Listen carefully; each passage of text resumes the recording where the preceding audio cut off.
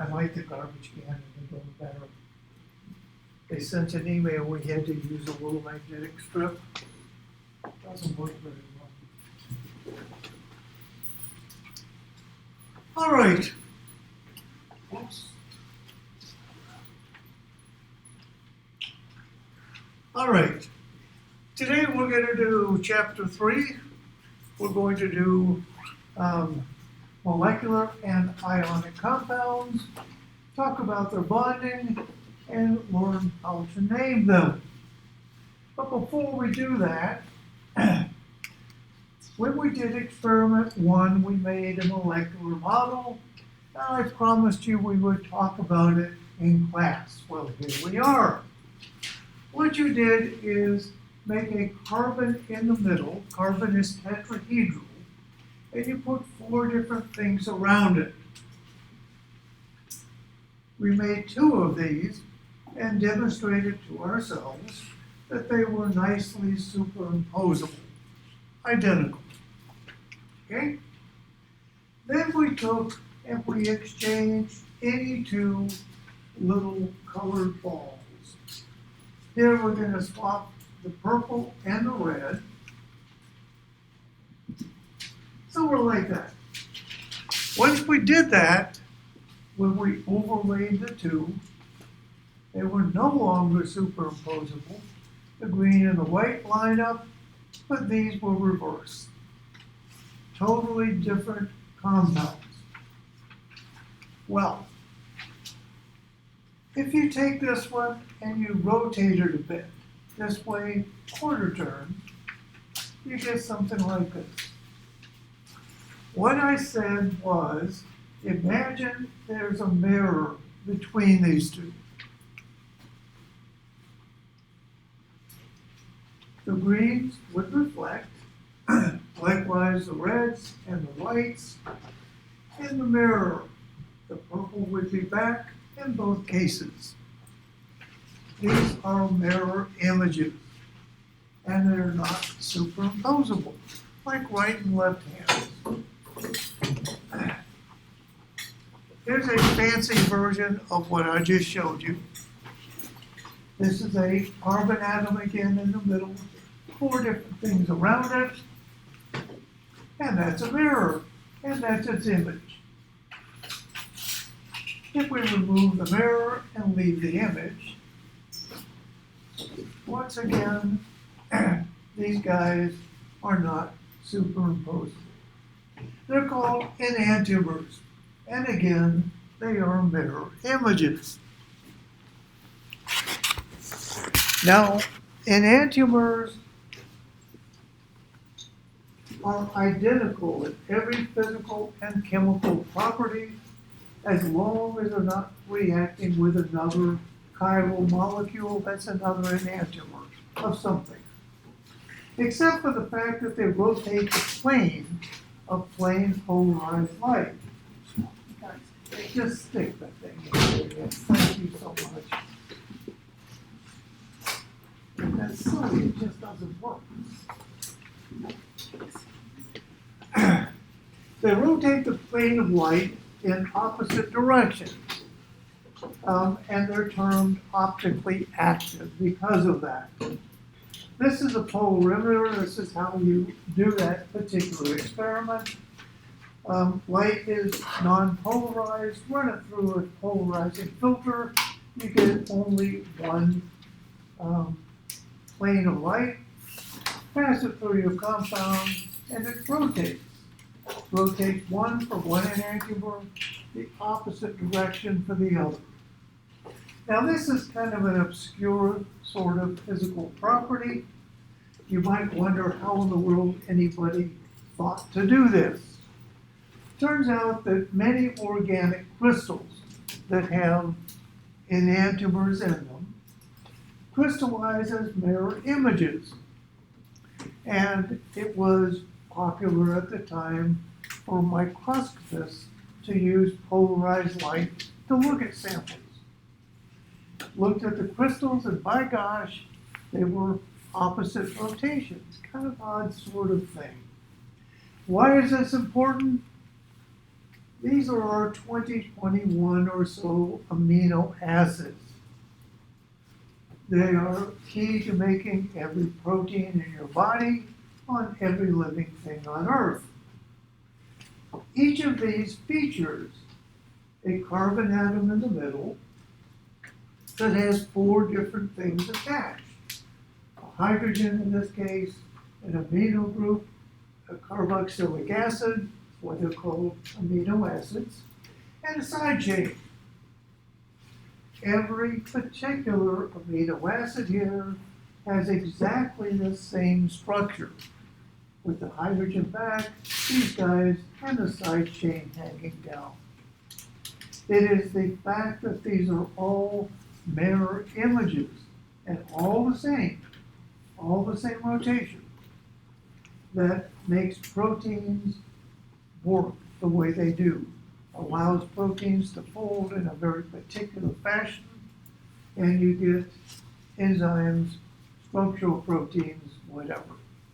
It's key to biochemistry and organic chemistry for that matter. Any questions? All right, back to Chapter 3, chemical bonding and nomenclature. Long time ago, we defined matter as any substance that occupies space, has mass. Element is only one type of atom, and a compound results if you take 2 or more atoms and connect them in a specific and constant pattern. We looked at this guy. This is a carbon in the middle, 4 hydrogens. This is methane, natural gas. And it's an example of a compound. Well, compounds come in 2 flavors. They're called ionic and molecular. Methane is an example of a molecular compound. In molecular compounds, the atoms are bonded together by sharing electrons between this atom and the carbon. All of these represent shared electrons. Ionic compounds, those are called covalent bonds. Covalent bonds come in 3 flavors. That was a single. We could have a double covalent bond as well as a triple. This is acetylene, carbon-carbon triple bond, but every bond can only have 2 electrons. Ionic compounds are different. In an ionic compound, one atom will donate an electron to another. This forms charged species that basically attract each other and form structures. This is an example of sodium chloride. Again, the sodium has donated an electron to the chlorine, making it positive and making the chlorine negative. They're held together by electrostatic forces once again. We'll talk more about those in a minute. When we're making bonds or donating electrons, the electrons that we donate come from the upper energy level. Now, we talked about these in the middle. These are called core electrons. We don't really care much about those. The electrons in the highest energy level, however, are called valence electrons, and they're the ones we use to make bonds.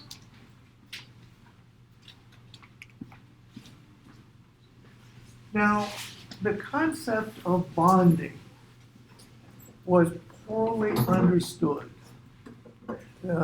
Chemists knew that things bonded together, but didn't quite know how to predict or explain how these things happen. Many years ago, a guy named Lewis came up with a scheme that worked, that explained bonding very nicely, actually. What he did was he looked only at the valence electrons and showed those as dots around the central atom symbol. So for carbon, you start off with a chemical symbol, that's a C, right here. So you put a nice big C down. Now, the electron configuration, 1s2, these are the core electrons. Don't care about those. The second energy level is the highest, and there are 2 4 electrons in it. So what Lewis had to do was just to put dots surrounding the carbon, one at a time, like this. This is the Lewis dot structure for a carbon atom. Now it takes 2 electrons to make a bond. So this predicts that carbon can easily make 4 bonds by sharing these 4 electrons. Let's look at another example where we have more than 4. Lewis said that if you have more than 4, you put them in one at a time, and then you start pairing them up. So let's look at another example, and that's fluorine. Fluorine is over here. Again, second period. Core electrons, and we have 7 valence electrons. So to write the Lewis structure for the fluorine atom, what you would do is put your F, put 4 electrons around it, and then add your last 3 as pairs. It takes 2 electrons to make a bond, right? So this can make 1 bond coming out here. It was a very interesting sort of observation that Lewis made, and it works very nicely. Now you might look at this and say to yourself, how did I know that this is the electron that's by itself? Well, I don't. In fact, you could write this with it anywhere at all. That's because Lewis structures and their electrons are just bookkeeping tools. They're bookkeeping for valence electrons. You can arrange them any way you want, but you want to go with pairs and singles. Any questions? Well then, let's ask the question, how do you know how many valence electrons are around your atom without doing the complete configuration? Very simple shortcut. When we talked about the periodic table, remember we said we would number our groups 1, 2, and then 3 to 8, right? Skipping all these guys in the middle. Not wanting to leave them out, but nonetheless we did. The reason is that the group numbers correspond nicely with the number of valence electrons. So 1, 2, 3, 4, 5, 6, 7, and 8. These are the inert gases. They have only pairs, therefore they can't form bonds. Important note here. Any questions?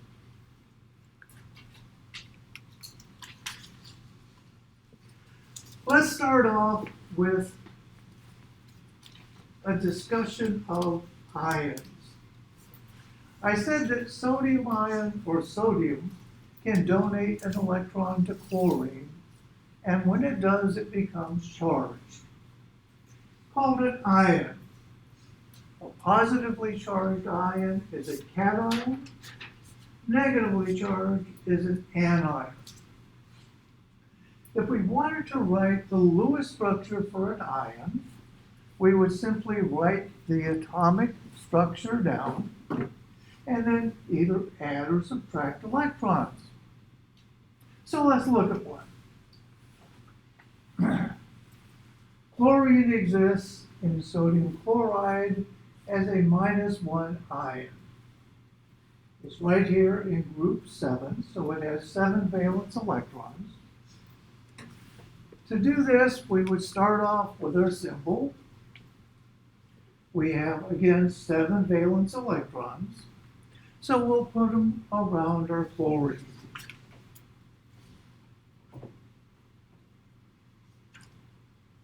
Now, this is chlorine in its ground state, the way it appears at the periodic table. To make this an ion, we would simply add 1 more electron and give it a negative charge. Let's do it again with sulfur. Sulfur forms an ion with a -2 charge. That means it has 2 extra electrons. Sulfur is right here in group 6. So let's start off with our 6 electrons. And again, it doesn't matter where the unpaired ones are, just bookkeeping. To make the dianion, we're going to add 2. And this is the sulfur dianion. Nitrogen forms a trianion. It's here in group 5. So let's put our electrons around. And then 3 more electrons. And there's our nitrianion. Sodium. Sodium is over here in group 1. So it has 1 valence electron. To make the sodium cation, you have to take that electron away. So we take our electron away and show it as a positive ion, a cation. Now, I hope you've caught on to what we're doing here. We are working with these elements, and we're adding or subtracting electrons such that we have a complete outer shell. It's called the octet rule. Remember, things in our 8 group here are very, very unreactive. They're the inert gases. Inert. They're inert because they don't have available electrons. It takes a free electron to make a bond. So, when we took chlorine, it was here in group 7, we added an electron and made the chloride anion. We now have no unpaired electrons, and we have the same configuration as argon. Sulfur, the same thing. We added 2 electrons, made it -2. We went from sulfur, again, over to argon, making it look as if it's an inert gas. For sodium, we started here with 1 electron. We lost it, made the ion. What we have done here is now move sodium from 3rd period all the way over here to the configuration of neon, but again, it's an inert gas. Now remember, helium can only have 2 electrons. Okay, everything in the 1st period can have 2, but everyone else wants to go with the octet rule. 8 electrons, stable. Any questions? Well, that works for ions. How about molecular compounds? Molecular chlorine, as you see it as an element, exists as 2 chlorine atoms stuck together. This is group 7, so it has 7 valence electrons. To stick them together, what we're going to do is take this unshared electron, bring another chlorine in, and share these two electrons. This is a bond. For each chlorine now, because you can count the shared twice, this one has 2, 4, 6, 8. That's our octet. This one also has 2, 4, 6, 8. Whenever you have a covalent bond like this, chemists get really tired of drawing little dots. We typically show it as a line. Whenever you see a line connecting two elements, that tells you it's a covalent bond and it has two electrons. Any questions? Just repeat the last sentence again. I'm sorry? So whenever you see a line connecting two elements, it says it's a covalent. It's a covalent bond, two electrons. All right, let's make a molecule. Ammonia. Common ammonia has 1 nitrogen, 3 hydrogens. It's a molecular compound. So let's draw a Lewis structure for ammonia.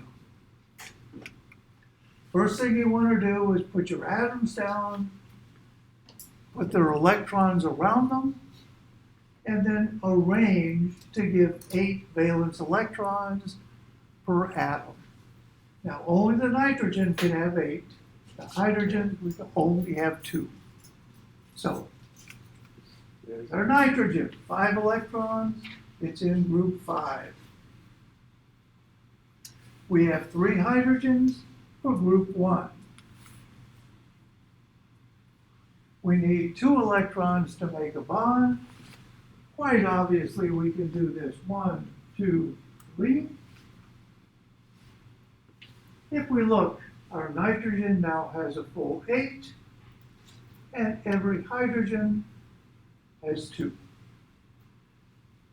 Happy as they can be. And would that also, like, you could also write that as like the 3 Absolutely, lines? we can write it Okay. typically as this. Whenever you have one of these guys, a covalent bond with 2 electrons, this is called a single bond. Let's do another one. Nitrogen in the air exists as 2 nitrogen atoms stuck together into. So, once again, we're going to take our 2 nitrogens and we're going to rearrange the electrons. We can do that because it's just bookkeeping, right? Just bookkeeping. We can make one bond here, but if we just did that, we would have 2, 4, 6 electrons around each nitrogen. That's not 8. So what we'll do is we'll take these guys and move them in between the 2 nitrogens. This is better. Now we have 2, 4, 6, 7 around each, but that's still not 8, is it?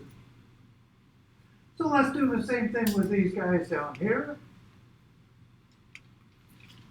Now, if we scooch these together, you can clearly see we have 6, 7, 8 electrons here, 8 electrons here, and nitrogen is very happy. To show a multiple bond, you just do 3 dashes instead of 1. There's our standard triple bond.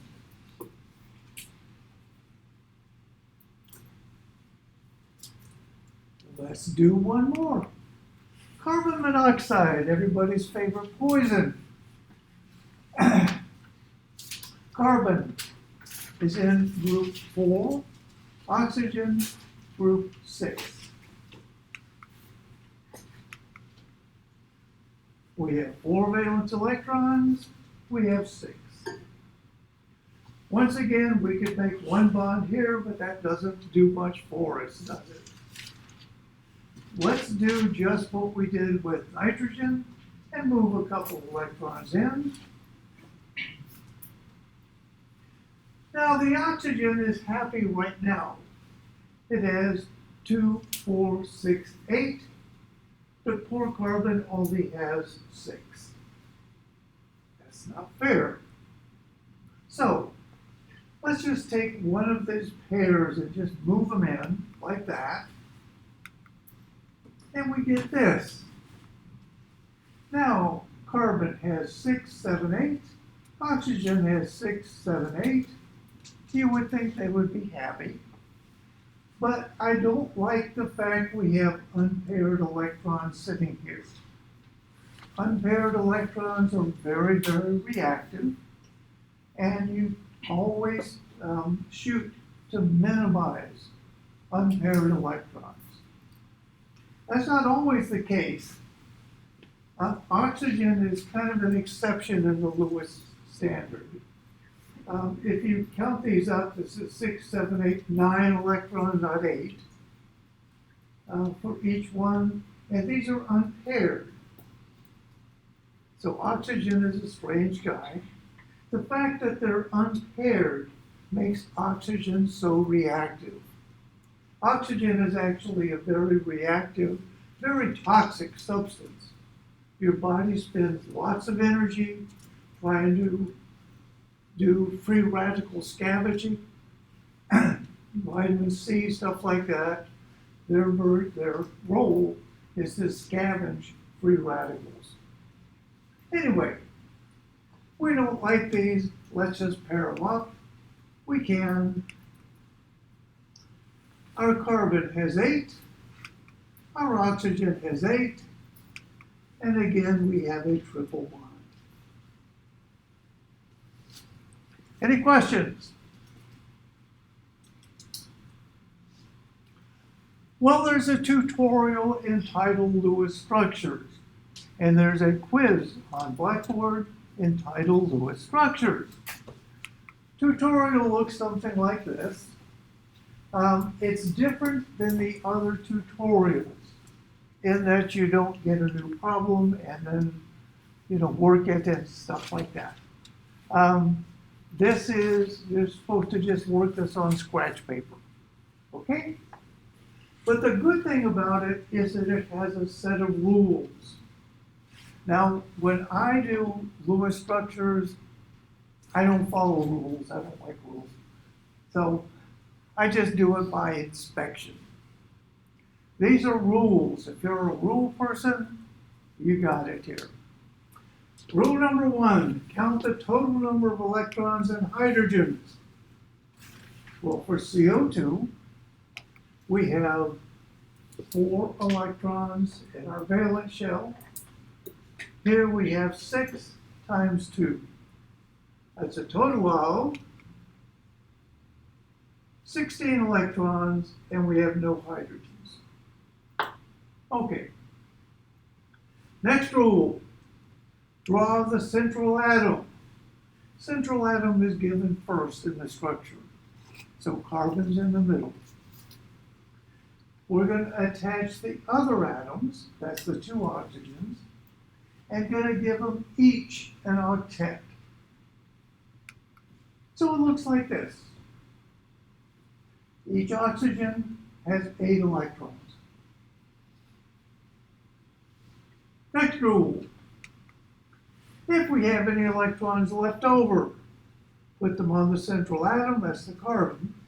Well, we had 16, 8, and 8, well, we used them all up. Finally, you're going to make double or triple bonds to give our carbon an octet. We could do that simply by moving these guys in. That's 1, that's 2. Now, carbon has 8, each oxygen has 8, and that is CO2. Any questions? You're a rule person, Here you go. All right. There are lots of exceptions to the octet rule. There are Lewis structures that just make no sense at all. And that's mostly in elements in the third period and down. First two follow the rule very nicely. The third, maybe not, and down here, never. Okay, that's why we're only dealing with the first three. SF4 looks like this. Around our sulfur, we have 2, 4, 6, 8, 10 electrons, not 8. Very happy, stable molecule. Let's see how this happens. Sulfur tetrafluoride. We'll do naming in a minute. Draw the atoms and their electrons. There's our sulfur with 6 electrons. Every fluorine will have 7. So my goodness, there are a lot of little dots here, aren't there? But if you look at them, we can make a bond here, no problem. Bond here. But here we have 3 electrons. You can only have 2 electrons in a bond. So what we're going to do is just, since it's bookkeeping, grab 2, move them out. Put them in storage. They're down in the corner here somewhere, okay? Now it looks so much simpler. 1, 2, 3, 4 bonds, and we're happy. Except we have these 2 electrons in the corner. Have to put them back, and they go on the sulfur. Now sulfur has 2, 4, 6, 8, 10. It's called valence expansion. Again, third period and below. Again, this is what it looks like. For general chemistry purposes, you take it. This is called a hybridized orbital, where we're using 3 p's and 1 d to hold all of these electrons. So they go somewhere, but just different than they do in the first 2 periods. Now, the Blackboard version of that tutorial will have questions. This is one. Lewis structure ClF3. There are blank electrons around the chlorine, and how many double bonds? This is going to be an exception to the Lewis rule, the octet rule. So let's take a look at it. Chlorine trifluoride. Fluorine is here. Fluorine is here. We have 3 fluorines.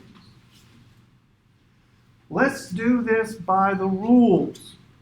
Okay? Rule 1. Count the valence electrons. Turns out there are 28. 3 times 7, 4 times 7, 28. Rule number 2. Draw the central atom, put the others around it, and give them all an octet. There we go. Now, as we look at this, 2 electrons here between them, that's a bond, another bond, and another bond. So we're happy. But if we count this up, we've only used 8 times 3, 24 electrons. So, place the remaining electrons on the chlorine. There are 4 left over, and they go here. This is our ClF3. There are 2, 4, 6, 8, 10 electrons around the chlorine. Therefore, our question, there are blank electrons around the chlorine. Well, that's a 10. I just said that. And how many double bonds are there? None. That's a 0. This is what it actually looks like. 5 regions with electron density, these 2 on one side. Any questions?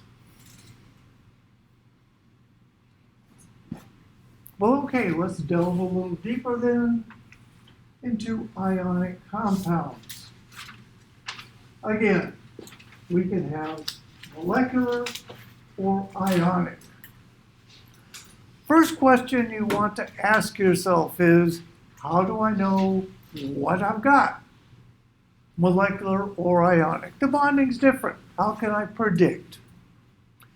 Very simple. Remember this periodic table that was so nice and colorful? We said that the bluish purple things here were metals. The yellows were nonmetals. And the greens were semi-metals, somewhere in between. The rules are very, very simple. If your molecule only has nonmetals and semi-metals, it will be molecular, and it will have covalent bonds. If you contain a metal at all, it's ionic. I always remember the last one because it's simpler. If it's a metal, it makes ions. So, if we have magnesium chloride, would that be molecular or ionic? Well, magnesium is here, it's a metal. This is a nonmetal. If it's got a metal, it is ionic. Hydrogen fluoride. Fluorine's here, hydrogen is here. They're both nonmetals. The bond between hydrogen and fluorine is covalent, and it's molecular.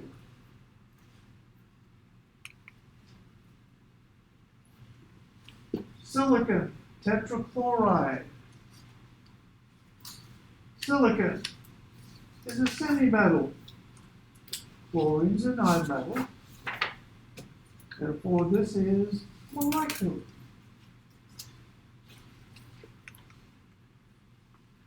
Sodium bromide, well, that's a simple thing now. Sodium's a metal. This has to be ionic. Finally, sulfur exists as 8 sulfurs hooked together. The question is, are these bonds covalent or is it ionic? Well, sulfur is here. It's a classic nonmetal. Therefore, they're molecular. This is what it looks like, kind of like a cloud. Cute little molecule. Any questions?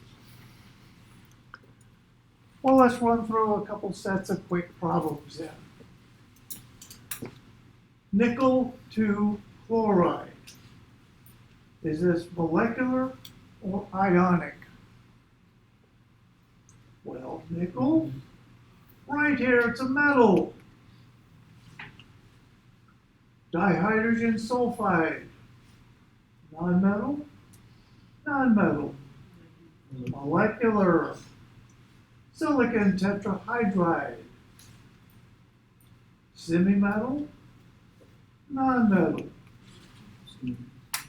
Sulfur trioxide, sulfur, oxygen, both nonmetals. Calcium hydride, calcium's a metal, right there. It's ionic.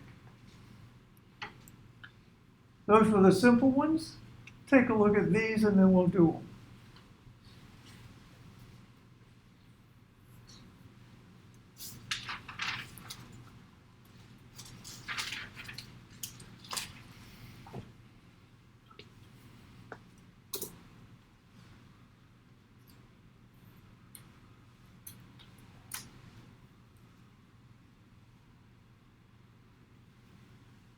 What the heck is CS? Cesium. Cesium lives right down there.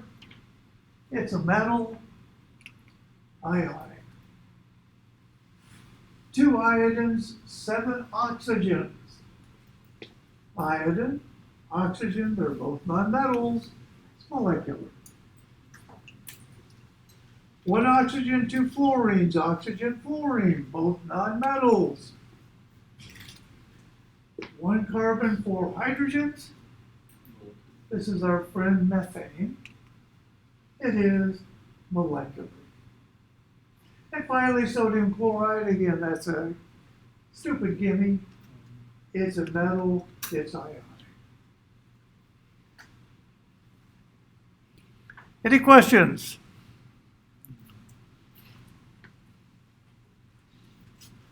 Well, let's continue with ionic compounds.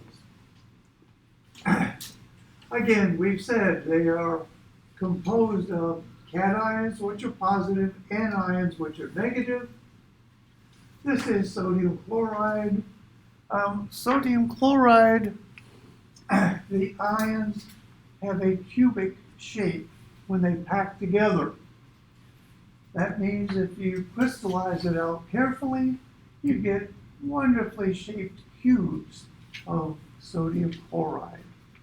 Again, the crystal packing defines what the crystal will look like.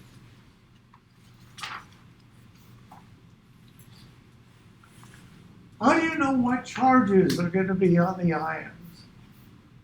Well, for the first 4 groups, it's absolutely trivial again. Simply the group number gives you the common charge. So, +1, +2, +3, and +4. Now, this only applies to the metals here, but still, 1, 2, 3, 4. For the last 3 groups, energetically, it is more favorable to donate electrons, to accept electrons as opposed to donate them.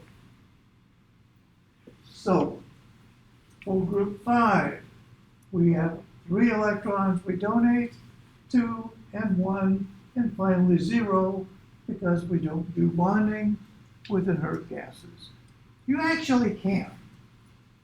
It's really tricky to make the compounds, but you can. But we're not going to talk about that. So 1, 2, 3, 4, minus 3, 2, 1. Any questions? Yeah. Yes. So I was watching this video yesterday. For group 4, is it true that it could be plus or minus 4? Or we're not learning that yet? There are some compounds where these are negative. Yeah, it can be. Simple way though, 1, 2, 3, 4, minus 3, 2, 1. That's what you need to know for this course. All right, when we're going to make an ionic compound, it has to be a neutral ratio. So if we had a magnesium that was a +2 and a sulfur that was a -2, they would pair together for a net charge of 0. 1 positive, 1 negative, 0. Here we have 2 sodiums balancing out the charge on a sulfur. Again, we're shooting for 0. Reversing, +2, we need 2 bromides to balance it out to get us to 0. Simple principle, it must be charge 0. As you write your compounds, these are long arrays, aren't they? But what we do is we write these as the simplest whole number ratio of cations and anions. So if we had magnesium and sulfur, we would make MgS. If you wrote Mg2S2, that's wrong. Lowest whole number ratio. One sodium, one bromine, NaBr. Now, if you have multiple ions, we're going to use subscripts to show that. 2 sodiums, 1 sulfur. That's a little subscript that tells us 2 sodiums, 2 positives, and 2 negatives here. Reversing it, this is +2. Each of these is -1. Again, we're 0. Lowest whole number ratios. Looking a little bit more at our formulas, NaCl is 1:1, so is HF. This is 2 hydrogens for every oxygen, and we'll meet this guy in a minute. SO4 is called sulfate. Our formula tells us we have 2 potassiums, 1 sulfur, and 4 oxygens.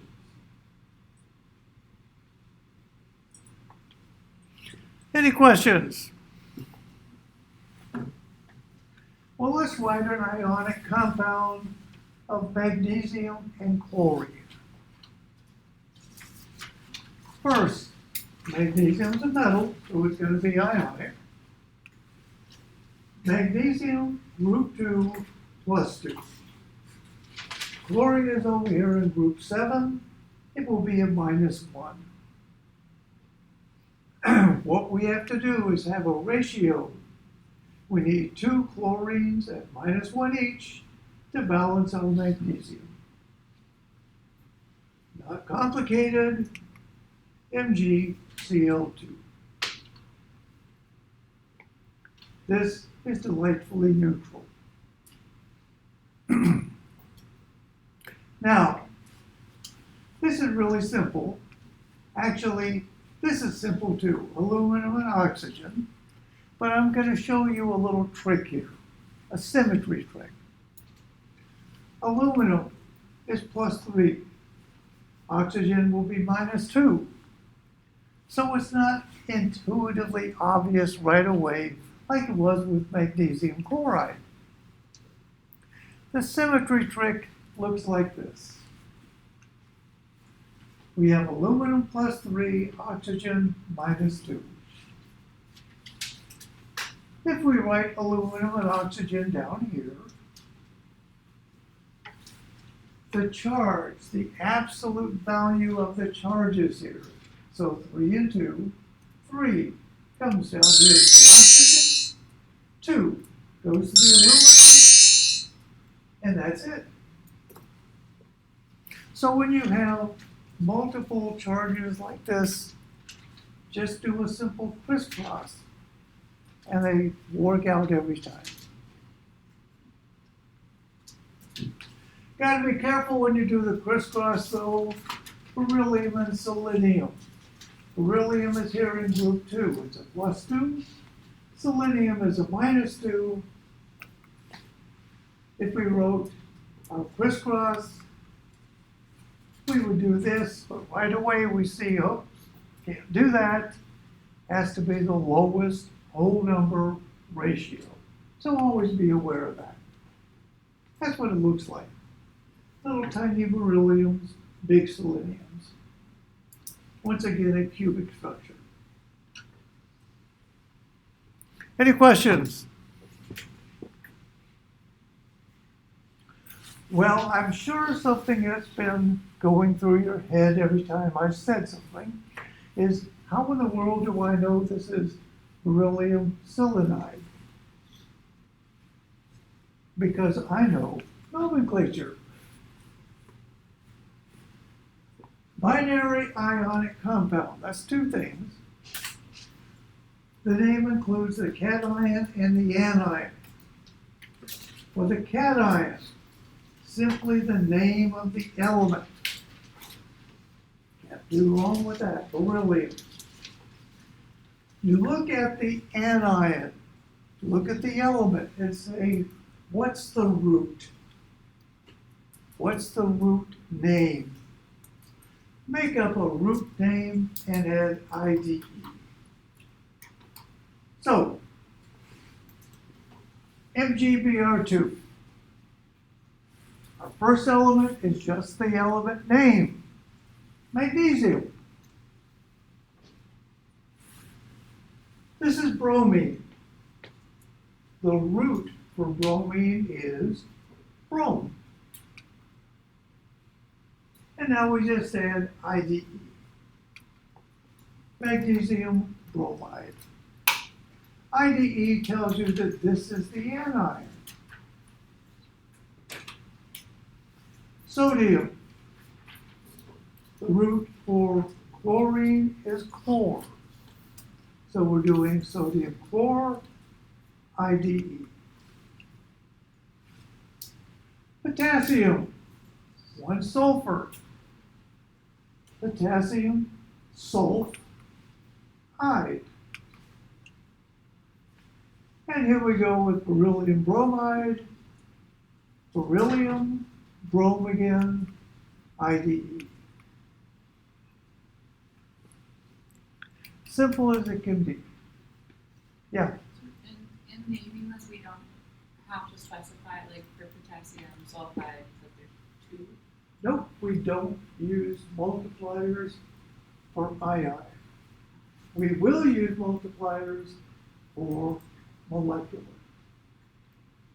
Now, not using multipliers makes some things very simple and other things much more complicated. Let's look at some examples. Let's name these guys. This is calcium, bromide, right? Aluminum, oxide. Lithium, sulfide. Calcium, oxide. Nickel, chloride. We'll see in a minute or two that this name is actually wrong. It's not just nickel chloride, because nickel is a transition metal. You have to show the charge on it. And we do that this way. This is nickel 2 chloride. This is +2. But that's in a minute. Now this is really simple. Don't have to worry about multipliers, just write the words, right? Let's go backwards though. Calcium nitride. Okay. Calcium, group 2 metal, -2 or +2. Nitrogen, over here group 5. Going to take 3 electrons and be a -3. Do your crisscross. Calcium, 3, nitrogen, 2. Simple as it could be. Magnesium oxide. Magnesium is +2, group 2. Oxygen accepts 2 electrons to make it -2. +2 -2, ratio 1:1. Lithium, +1, group 1. Iodide, group 7, -1. Simply Li. Barium phosphide. Barium is group 2. Phosphorus is going to be group 6. And it's going, or 5. It is going to accept 3 electrons. Again, crisscross, 3 bariums, 2 phosphorus. And beryllium fluoride, group 2, group 7, plus 2, minus 1. We need 2 of these for 1 of those. And we got it.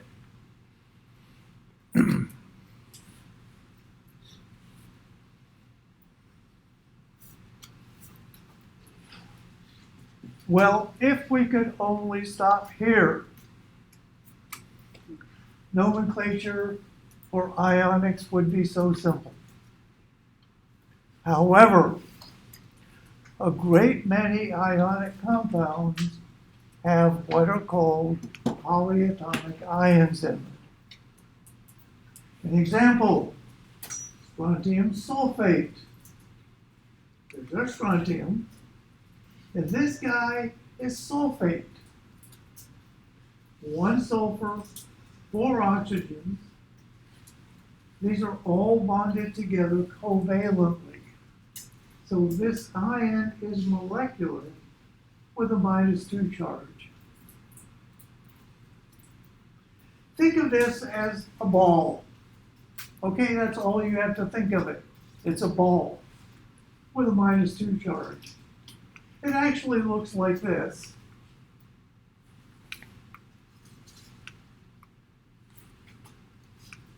Hello? Somehow PowerPoint got, there we go. This sulfur, how many electrons around it? 2, 4, 6, 8, 10, 12 electrons. 2 negative charges on the oxygens. This is our polyatomic ion. But again, it's just a ball with a -2 charge. And strontium and sulfate just go together electrostatically, again, a cubic structure.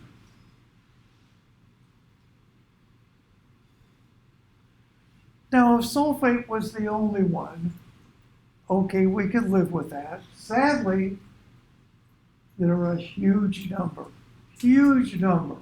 of polyatomics. Now, we're not going to deal with a huge number here. We're going to deal with these guys. But most of these, you actually do have to know.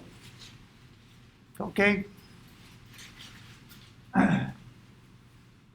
Carbon-containing ions, acetate carbonate, hydrogen carbonate, cyanide, nitrate, nitrite, ammonium, hydroxide, hydronium, sulfate, hydrogen sulfate, sulfite, etc., etc. There is, however, a simple operation that can minimize what you have to know. So, ones we're going to talk about are basically going to be oxygen-containing polyatomics. For these, what you have to know, what you have to remember, is the parent and its charge. The parent will take the root and end in ATE. You have to know the charge. If we add 1 more oxygen to this, we change the name by putting per in front and keeping the 8. If we take the parent and take 1 oxygen away, if we get ITE. If we take 2 oxygens away, we get hypo in front and then ITE. All of these, however, have the same charge. So if you remember the parent, all you have to do is add and subtract oxygens. All the same charge. For example, let's do chlorine. The parent, the root is chlor. Because it's the parent, we call it chlorate. It has a -1 charge. If we go and add an oxygen, we get ClO4. This is perchlorate, still -1 though. If we take our pairs and take one off, we get chlorite, still -1. If we take 2 oxygens off, hypochlorite. ClO minus is bleach, sodium hypochlorite, something everybody knows about. So the ones we're going to talk about right now are the ones I'd like you to know for the exam. Okay? Again, the chlorine family: chlorate, perchlorate, and hypochlorite. Sulfur. SO4 is sulfate, SO3 is sulfite. Again, this is what sulfate looks like. Whenever you have more than one negative oxygen sticking out, you can actually put a proton on that. When you do that, we get hydrogen sulfate. 2 words. We can also do it with sulfite, hydrogen sulfite. These are -2 because the proton goes on as a positive thing. This kills one of the charges. These are -1. Again, 2 words in the name. Phosphorus, phosphate. We have 3 negative oxygens. Phosphite, we have 3 negative oxygens again, but we've lost 1 oxygen. We can add 2 hydrogens to this, 1 at a time: hydrogen phosphate and dihydrogen phosphate.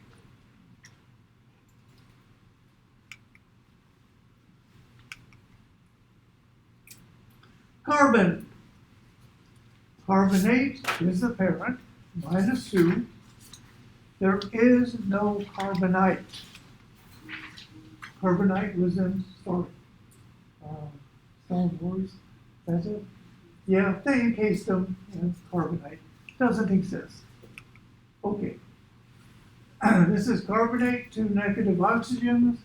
Stick a hydrogen on, make hydrogen carbonate.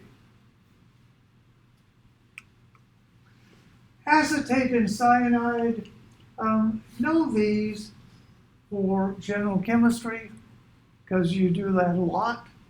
Acetate is your favorite organic acid. Cyanide is everybody's favorite poison. Nitrogen, we have nitrate, nitrite, and this is ammonium. This is the only positive polyatomic you need to know. Finally, again, for general chemistry, chromium, chromate, and dichromate. This is chromate, dichromate, lovely stuff. We use it to clean nasty glassware in general chemistry. We don't clean glassware here. Any questions? All right, let's see. Question? Isn't that like the same material to use to make chromic chloride? To make, Chromic chloride. no, that's a different compound.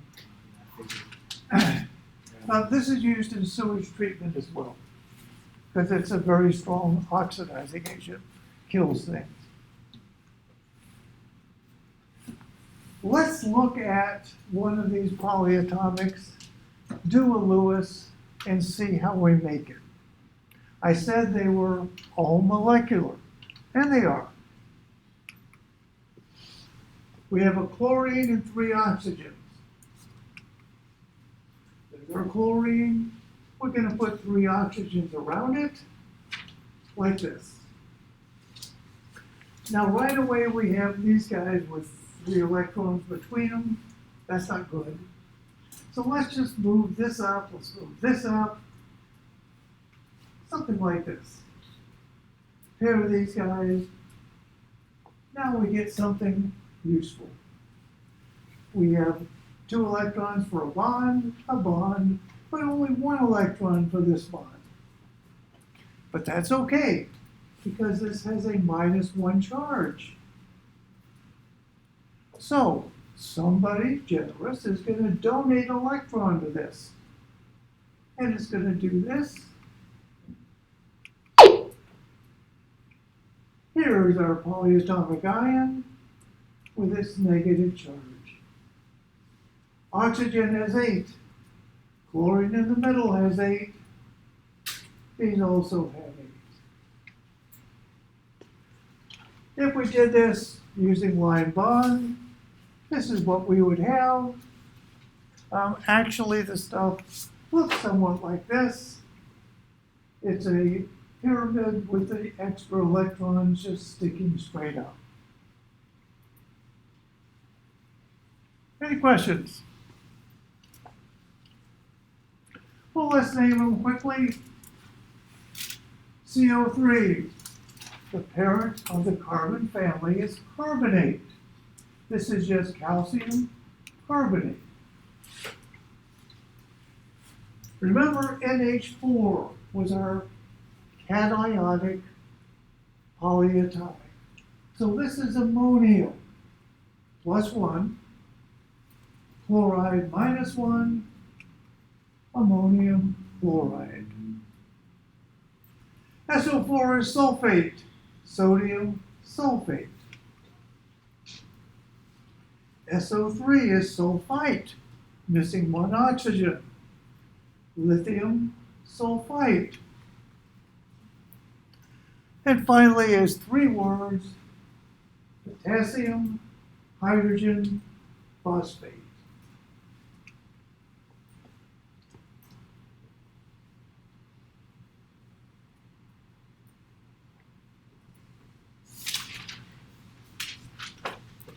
Let's do it backwards.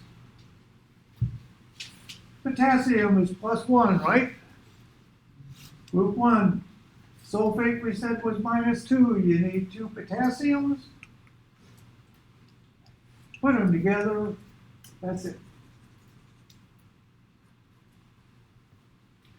Barium is +2. Sulfite is going to be -2. Simply 1 to 1. Sulfite will be SO3, take 1 oxygen away.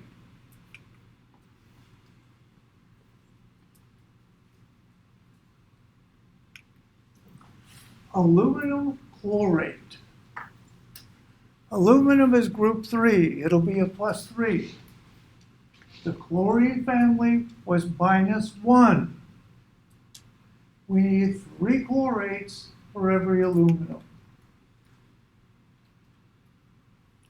Now, when we write this, we have to make sure that we show that we have 3 separate chlorates. And we do this using parentheses. Enclose chlorate in parentheses, and then do a subscript 3.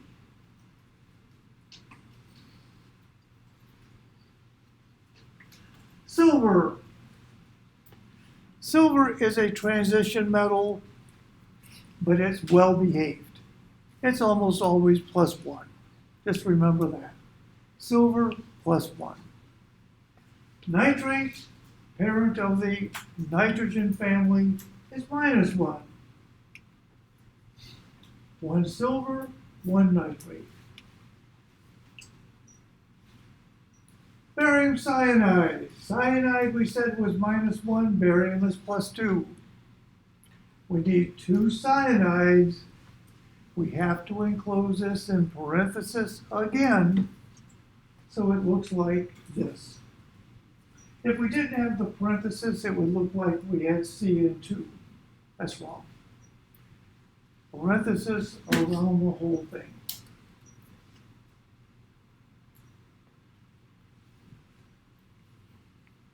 Any questions?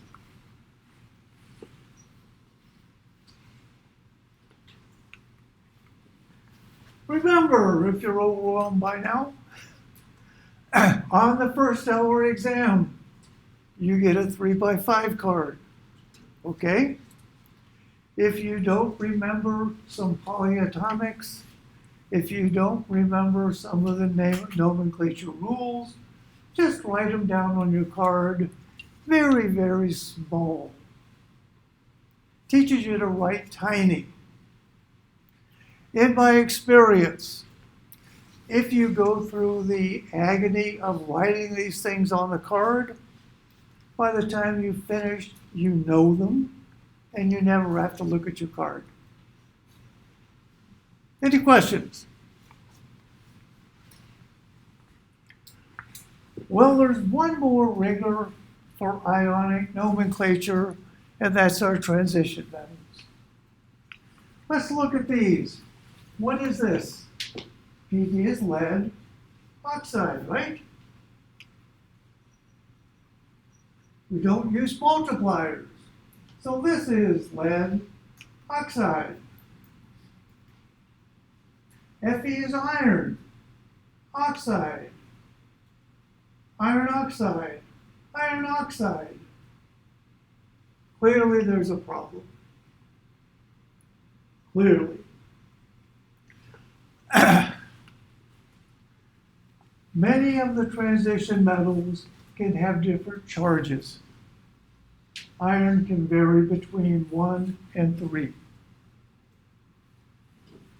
This is known as their oxidation number.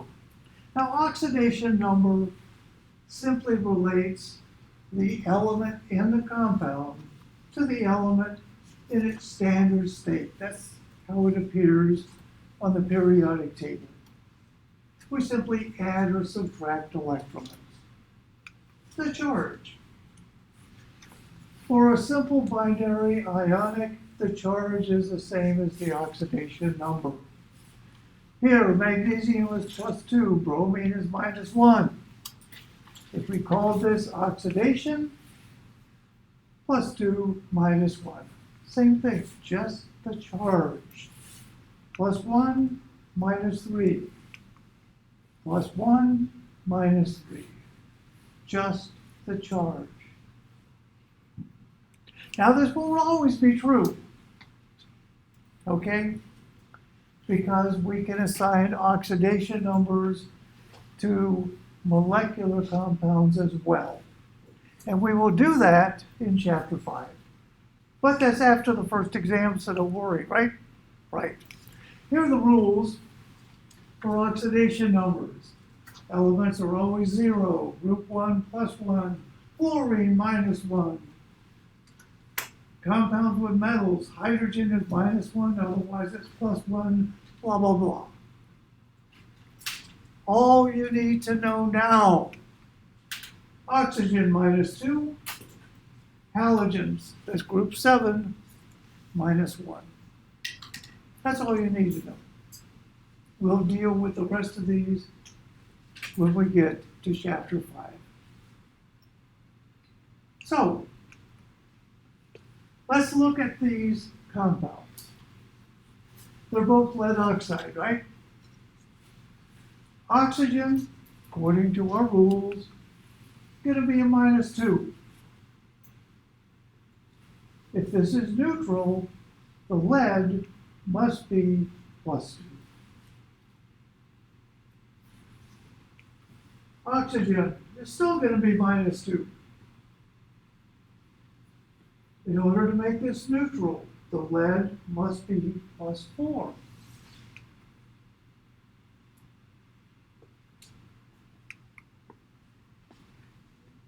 Iron sulfate.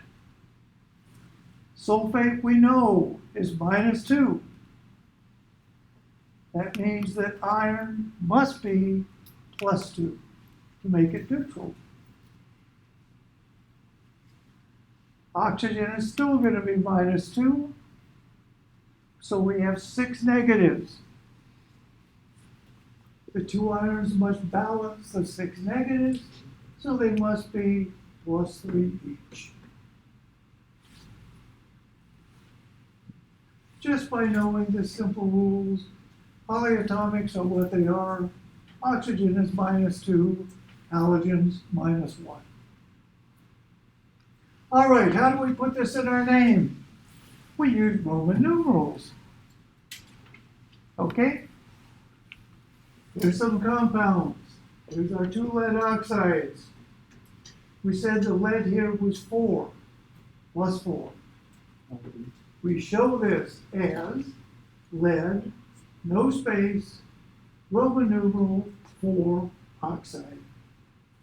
No space between this and this. Space here. This lead we said was +2. Lead 2 oxide. Carbonate we said was -2. Iron 2 carbonate. Halogens are all -1. 3 of them must be iron, 3 bromide.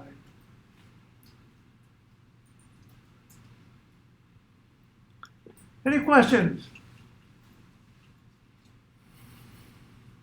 Well, there are tutorials here to help you with this. This is binary ionic formula to name. Simply type it in. Doesn't have to be caps, whatever. First thing you do is look to see if we're dealing with a transition metal. Ba is barium. Barium is here in group 2. So not transition. No oxidation number. All we have to do is say barium, iodide. No multipliers. That's it. Copper. Copper is transition metal. We have to put in a charge. Iodide is going to be -1. Copper must be +1. Copper 1 iodide. I got a question. Yeah, How do we know which ones are the transition metals? all these guys in the middle that we've ignored. Okay, all the ones not in group 1 through 8. Right. Iron. And what is this? ClO? Iron is a transition metal, so we have to put in a charge. ClO is the chlorine family, right? Chlorate was the parent, ClO3. 1 oxygen gone, we get chlorite. 2 oxygen gone, we get hypochlorite, bleach. So this is iron +3 hypochlorite.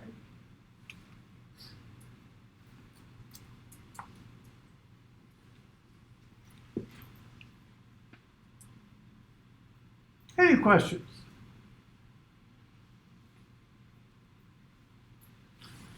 Before we take our first exam, we will have an unusual lab. The lab is something you print from Blackboard. You work it, and then the day of the exam, you hand it in. Worth 10 points to you. Okay?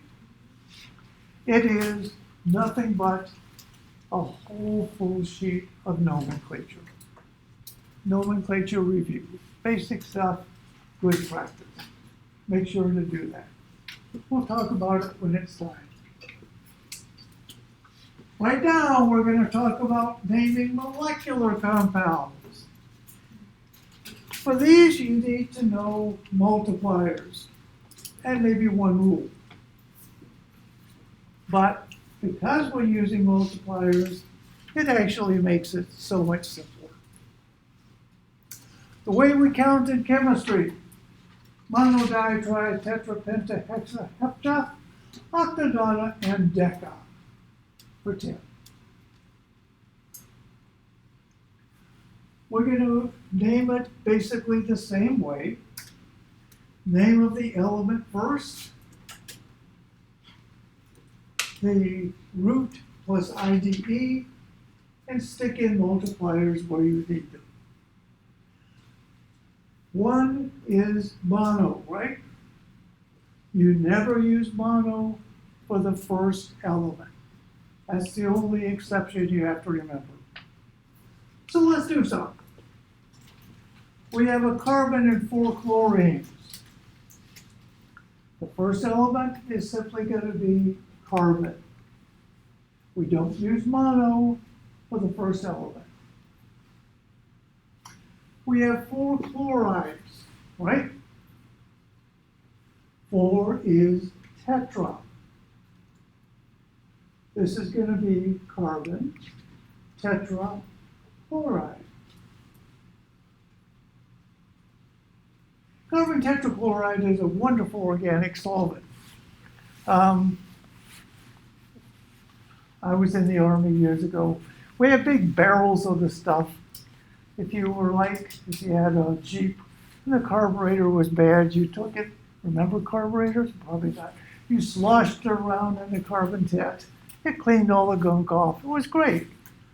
Unfortunately, it also causes liver cancer. So they don't do that anymore. Unfortunately, it was a great solvent.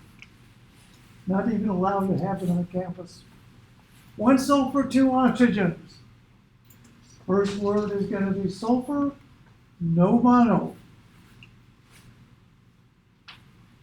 We say 2 using di. This is going to be dioxide, sulfur, dioxide.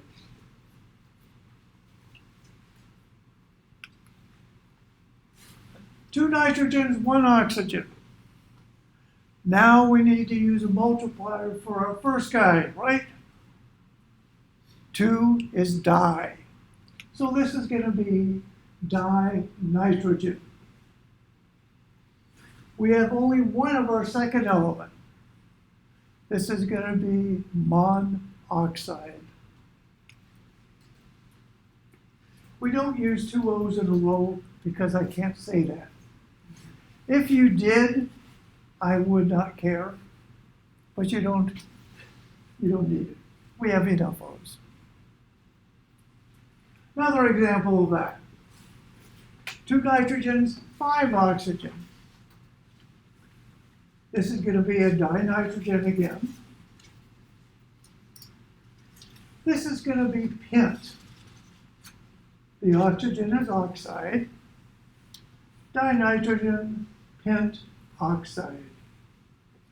Again, there's an AO that we just get rid of, because again, that's too many vowels.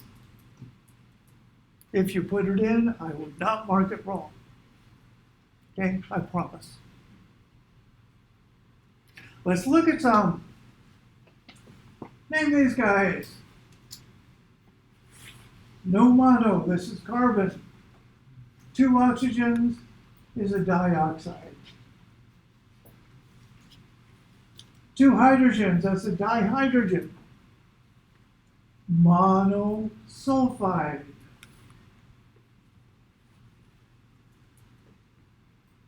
1 silicon, don't use mono. Tetrahydride. Again, no mono.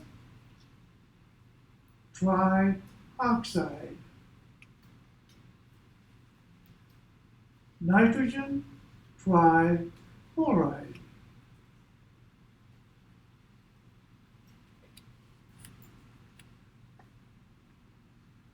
Any questions? Let's look at these quickly. These get more complicated.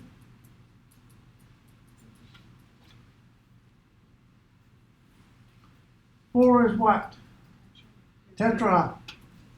6 is hexa. Phosphorus.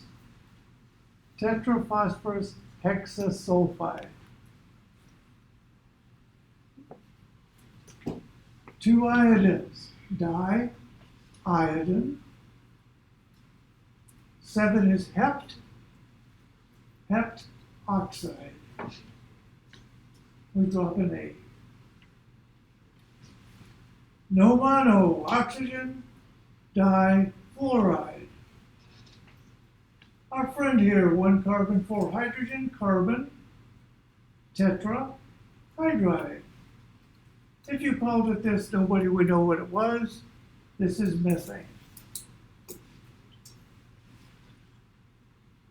Tetrasulfur dinitride.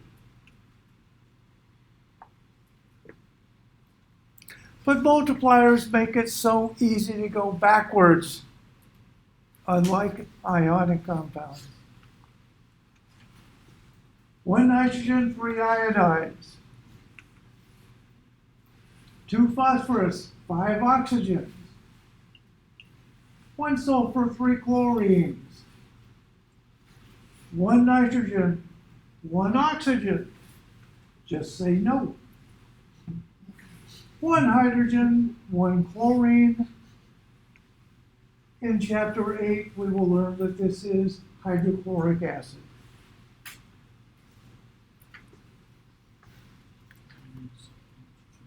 All right, more tutorials.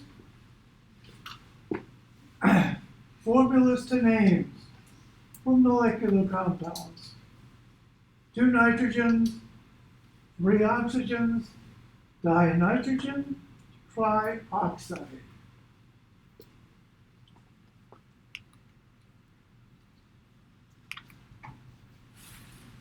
No mono here. Nitrogen, monosulfide.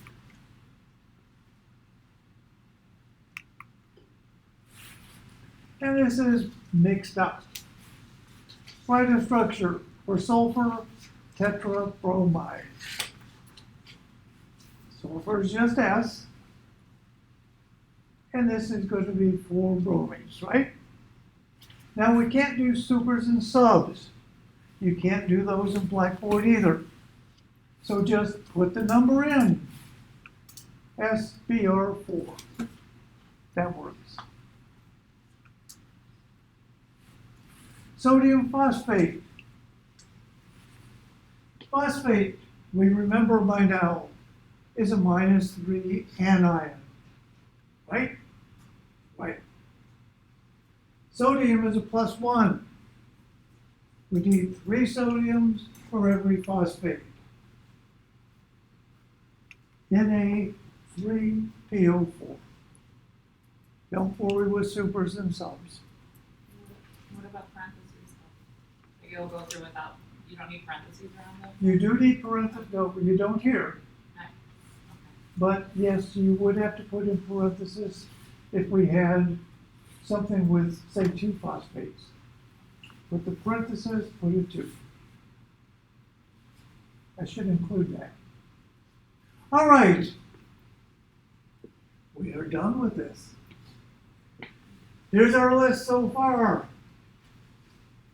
Today we added Lewis, naming ionic, naming molecular, and name to formula. Again, remember, you must do them on Blackboard to get credit, and they must be completed before the first hour exam. First hour exam comes after chapter 4. This was chapter 3. Wow. Time flies, doesn't it? Before we do our first hour exam, magically on Blackboard, a sample exam will appear. Print 2 copies of that. Bring them to class. We will go over every question. But before we do that, work one of them. Hand it in, 10 more points extra credit. Okay? The sample exam is formatted to look exactly like the real exam. Now, the questions don't match at all, but they look the same. Okay? All right, guys, that's it.